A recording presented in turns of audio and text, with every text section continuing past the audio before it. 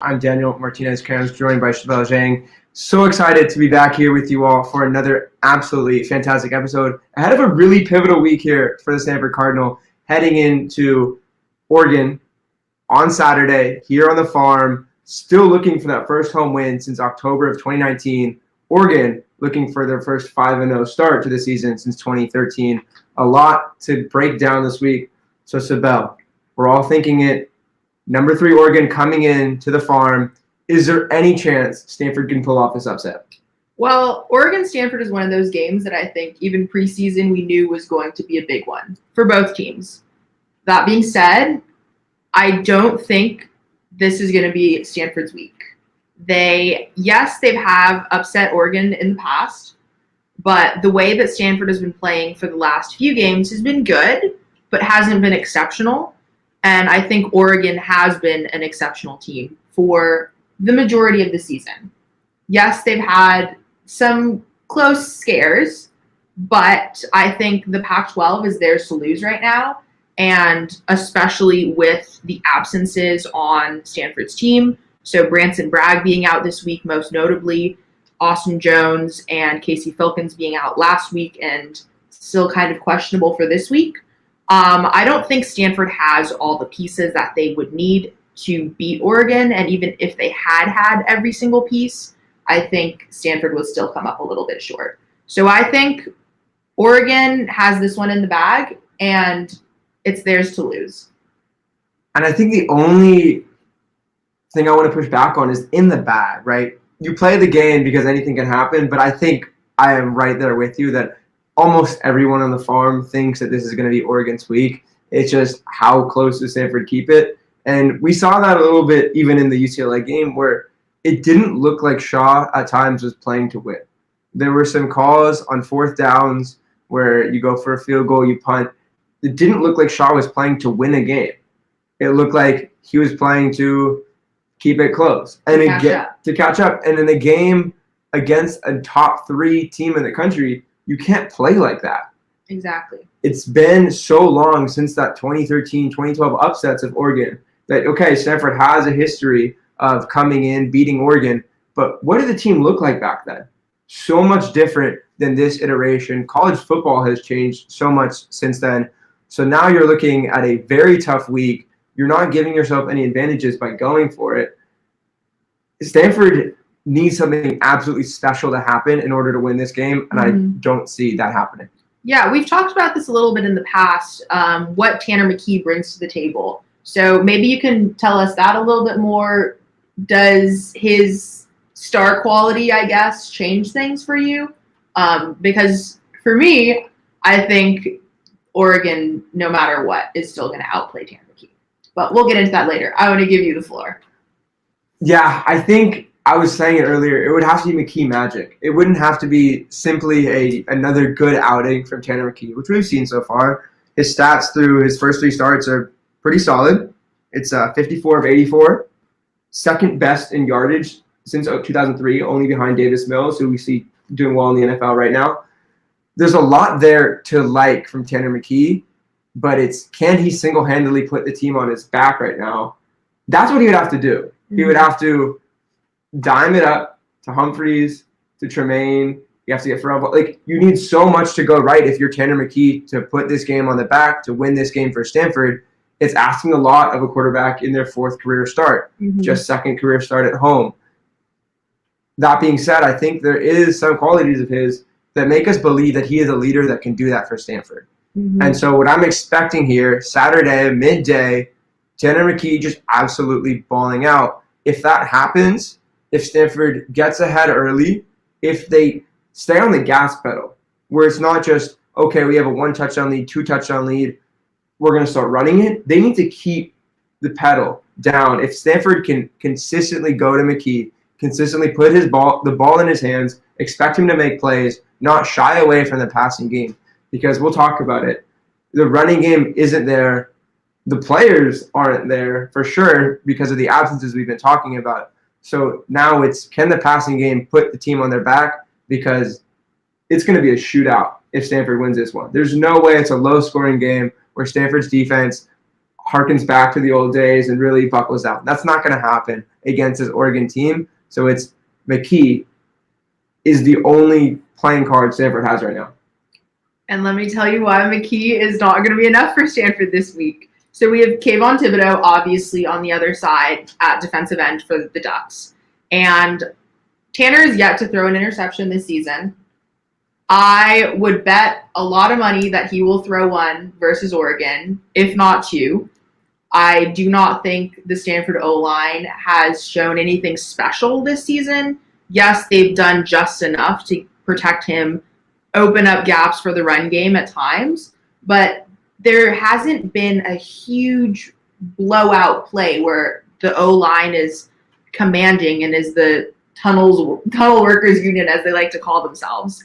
Especially with Branson Bragg out, we're going to have Jake Hornibrook in, who's more unproven. We don't know what we're going to get there. So I would not be surprised if we have early trouble with the O-line. Last week against UCLA, Stanford didn't score for their first 5 possessions of the game, which is really troubling, especially for a Stanford team that does not play well from behind.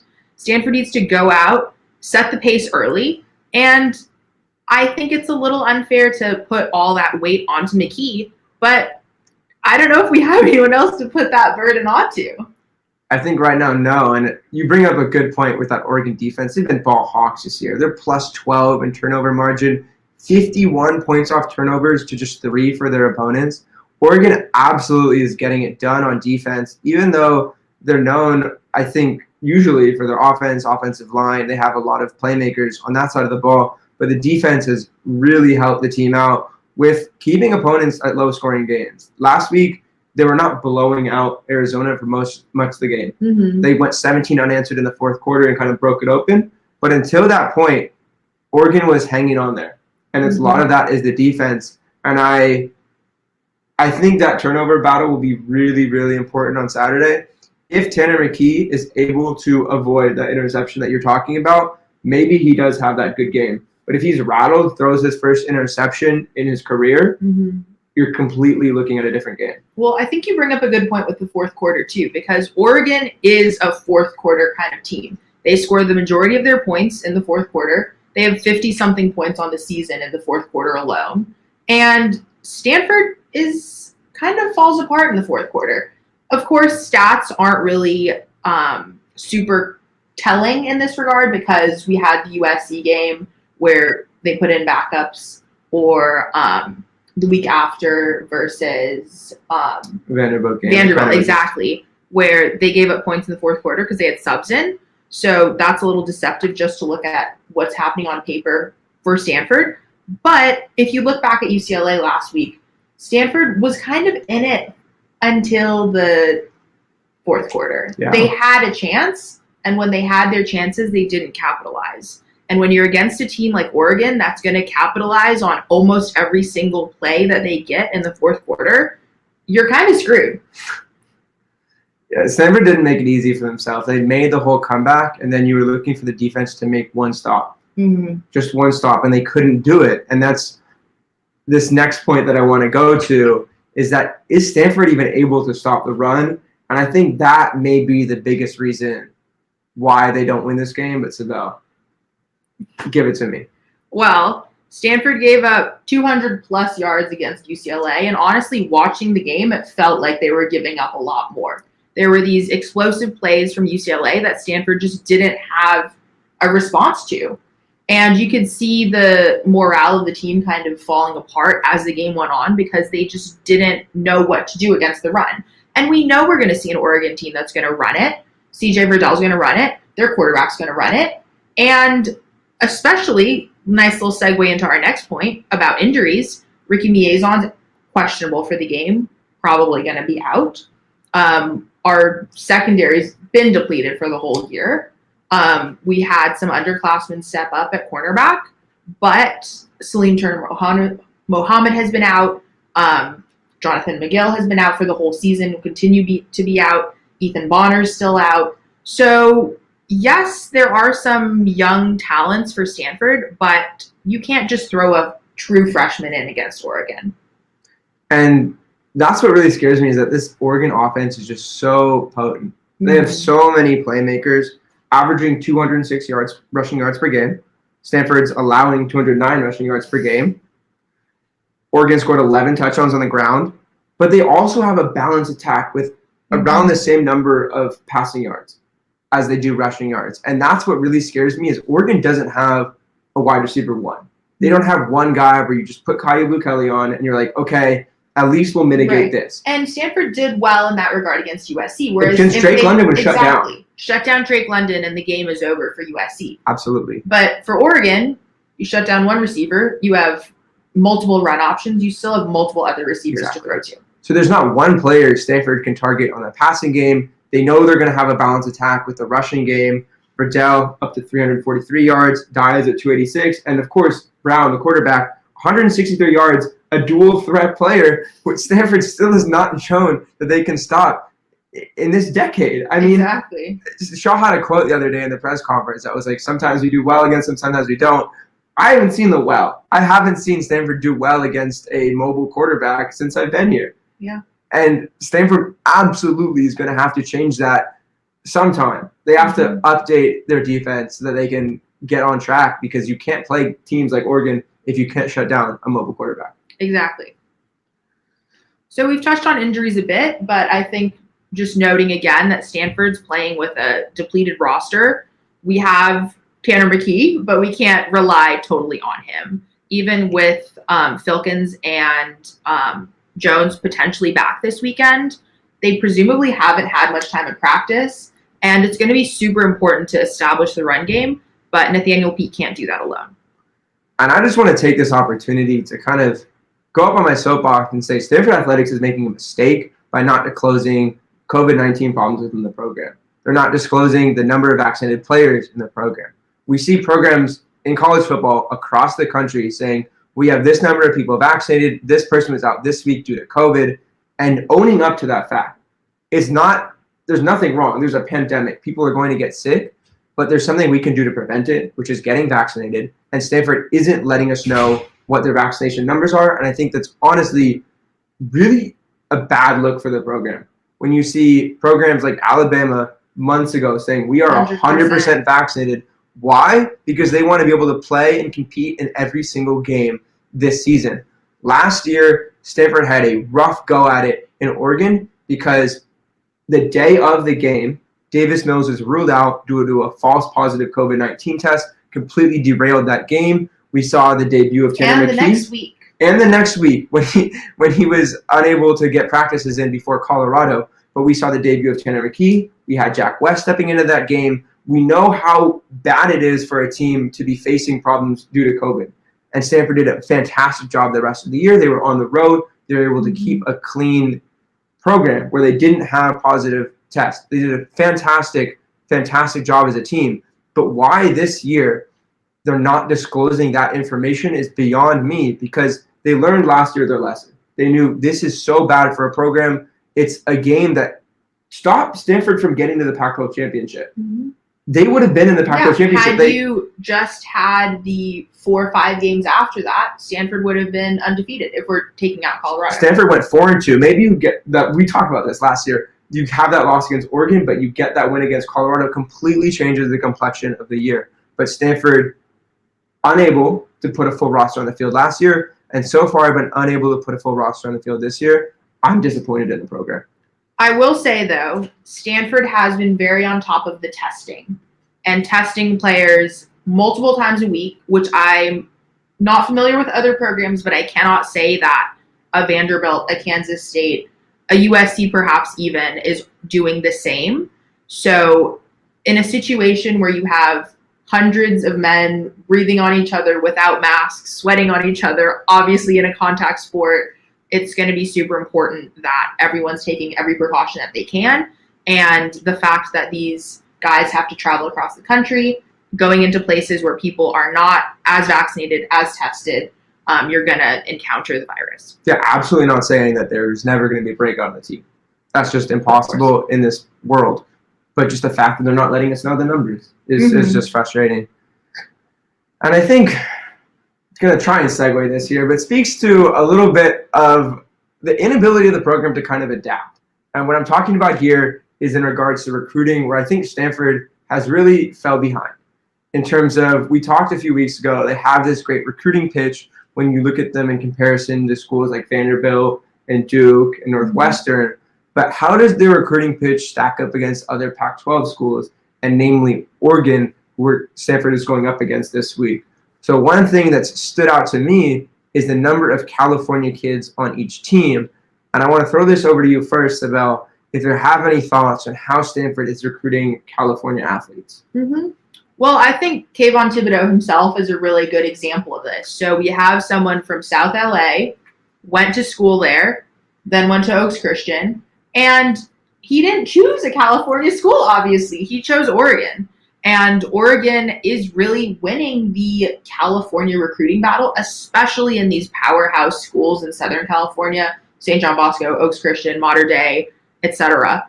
I don't think Stanford is failing in California recruiting, and I actually think they have their academic angle that they're selling really well, and they know their target audience, and they're doing fairly well within that demographic. So Tanner McKee on the other side would be a really good example of how Stanford knows their pitch, and they're closing those deals. He chose Stanford over a UCLA, over an Alabama, I believe. Yeah. So him being the number 2 quarterback in California his year after JT Daniels, of course.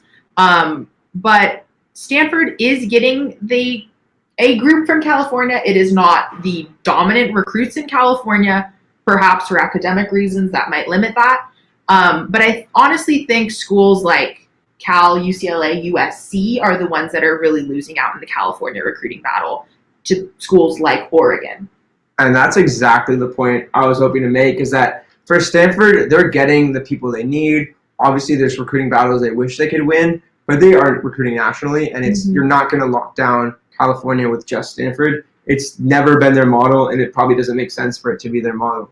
But if you're a school like USC, who's losing out on Kayvon Thibodeau, you're really, really losing something there. I mean, we've talked about their struggles recently, but this rise of Oregon recruiting California has coincided, almost completely dovetailed with them winning in the Pac-12 recruiting rankings. So 2019 was the first time Oregon was ever the top-ranked recruiting class in the Pac-12, ever. They've done it for the last 3 years, 2019, 2020, 2021. So Oregon has come into California in each of those years, picked up top prospects. In 2 of the last 4 years, Oregon has gotten the top prospect from California, including Kayvon Thibodeau. They've just dominated overall. In 2019, they had 6 of the top 21 California players. They signed 12 California players overall. In 2020, they got 4 of the top 25. It's just scary almost. If you're a California school, if you're a USC, a UCLA, Cal, you're seeing Oregon come in and somehow their pitch is winning. That you're going to go farther from home, the weather's not as good, not the same academic institution as any of those 3 either. And Oregon is still winning. Why? Because they're winning on the football field. And that pipeline's been established now. If I'm a freshman at Mater Dei and I've seen years and years and years and years of recruits going to Oregon and doing well and winning championships and going to the NFL, then me as a hypothetical high schooler is going to have more incentive to go to a school like that. And we've also discussed this a little bit in the past, but USC in particular has been failing to fully develop these star players. So when you see that on the other hand, of course you're not going to want to go to a program where so much is in flux. And I think Stanford does have that going for them. They are consistent, if anything. You know what kind of offense you're going to run. You know what kind of defense you're going to run. You're going to be in a pro-style offense. It's going to help you get to the NFL. Stanford does not have it, not struggling necessarily to get players to the NFL. They're going to run their system. They're not going to have wild success. Well, at Stanford, they're not going to win games. They're not going to be in the playoff, which is what a lot of people want and what Oregon is in line to do. But Stanford has its own thing that they're offering. And there was a time when if you were at Mater Dei, you're going to go to USC because there was such a pipeline there. But Oregon has reestablished that pipeline. Stanford has done well enough to keep some California kids home. There's Humphreys, there's Austin Jones, Urasek, Archer. McKee is the biggest one. Stanford has done something. Is it enough? I don't know. I wish they would recruit more. I wish they would build into the community, but I know that there's a lot more that would have to go into that. And next, I want to talk about Stanford's legacy. So we've talked about them dipping into the Bay Area, dipping into the community, dipping into California, but how is Stanford positioning themselves in regards to the past? This week, they have these 1970s throwback uniforms, have a different logo, kind of an interesting look. Cybele, hot or not? What do you think of these uniforms? I'm a fan. I think they look really cool. I like the helmets. I like the throwback S on them. I like the sentiment of we're trying to revive Jim Plunkett era football. I hope he makes an appearance at the game. We'll see. I think it's a little weird that we're doing the 51st anniversary rather than the 50th. I mean, obviously COVID might have thrown some plans off, but that felt a little strange branding wise. But I like this trend overall of NFL and college teams bringing back these old uniforms. They're fun to watch for spectators, and I would imagine they're also kind of exciting for players to have something different that they're wearing, be more connected with the program's history. I was trying to make a pro-con list for this, and I was thinking the only con is that I'm not a fan of gimmicks. I don't want like a weird uniform, but you're playing Oregon, which is a gimmick of a program. They have a different uniform every week. So why not debut it now, where I think the helmets are awesome. I love the stripe. I love them getting rid of the stickers. Stickers on helmets has never been a cool look. Stanford started that in the 2000s. Yeah. Never been a fan. But the helmet, the different logo, the jerseys are clean, the numbers on the shoulders. There's a lot to like there. This is going to be an exciting game to just watch this. Definitely. It'll look good on TV. It helps Stanford when they bring in recruits. They're showing them something new. That's modernizing a little bit. Mm-hmm. Their pitch, it's showing something different. It's fine that we get to honor Jim Plunkett 51 years after his Heisman, but 50 years after the back-to-back Rose Bowls. That's something that Stanford's definitely wanting to push towards again. Because they've had a lot of recent success with that, but is they going to get back to that kind of deal? And yeah. Hispanic American Heritage Month, Jim Plunkett, first Latino Heisman. Not bad. Yeah, and if Stanford somehow pulls off this upset, there's going to be some pretty cool pictures. Absolutely. I think the Niners are going back to some uniforms this year that they've never lost in. So it'd be kind of fun to see Stanford, hey, these are some special uniforms. Can they pull off the upset? Is there some magic left in them? Or we might get demolished and we'll never see these again. Both very, very likely possibilities. Well, that's a great little segue into predictions. Yes. So perhaps I'm being a bit of a pessimist. I think Stanford's going to lose this by a lot if we're being realistic. Like I said before, I just don't think they have the pieces that they need against such a balanced Oregon team. I think Oregon's going to strike early, get out to a 2-touchdown lead in the first quarter, and I think they'll sustain that lead for the whole game. Stanford will be lucky if they lose by 14. Wouldn't be surprised if they lose by closer to 21. I have it at 14. I have a 38-24 final score. I don't think Stanford is going to compete well in this game. I think this is a really hard matchup for Stanford to do well in, and we've seen how they played Oregon recently. It hasn't been particularly close. They haven't looked good against Oregon since that thriller in overtime back in 2018 where every single bounce went in Stanford's favor. Mm-hmm. And it would have to be a game like that where they just get lucky and there's a fumble that's recovered for 96. Or even looking at the 2018 game where KJ just had an incredible fourth quarter. 2 turnovers went in Stanford's favor. So Oregon's really going to need to make a few mistakes if Stanford wants to stay in it. And I don't see a team that has been so consistent and so successful making enough mistakes that Stanford will be able to capitalize. I do think it'll also be interesting what the environment on campus is like after this game. I think if Stanford is somehow able to pull off the upset, which I would be very, very, very surprised by, I think we might turn into a football school again. But I think if Stanford does get blown out following the home opener against UCLA, which was lackluster at best, I think attendance is going to start going down really significantly if Stanford doesn't at least stay in it for this game. Because we have we have ASU the week after away. And if there's not an incentive for students during that week to even watch the games and keep up with the teams, then what's going to keep them around for the next home game the week after or 3 weeks after? And I think something really valuable we can provide on this show is the student perspective. So last week, the most students to ever go to a game at Stanford Stadium, more than 7,500. An incredible showing. You had 2 different years of people going to their first game, both freshmen and sophomores who've never been on campus, never been to a football game. They really showed out. The Red Zone had great numbers. It was more than the total undergraduate enrollment. That was something super cool to see. And let me just add to the numbers themselves are high, but people also stayed for the majority of the game. I don't think it was until midway through the fourth quarter that people actually started filing out, which is surprising at Stanford when most people usually leave at halftime. So we'll see how that plays out this weekend. And if you're watching this and you're not a typical Stanford fan and you come from a different program, you're probably like 7,500. That's a tiny number. These kids are getting free tickets and they're leaving in the fourth quarter. But free T-shirts. Exactly. But for Stanford students, there's something to it that this is actually changing the atmosphere. When you look around the rest of the stadium, and there's a lot of empty seats, but the students are there.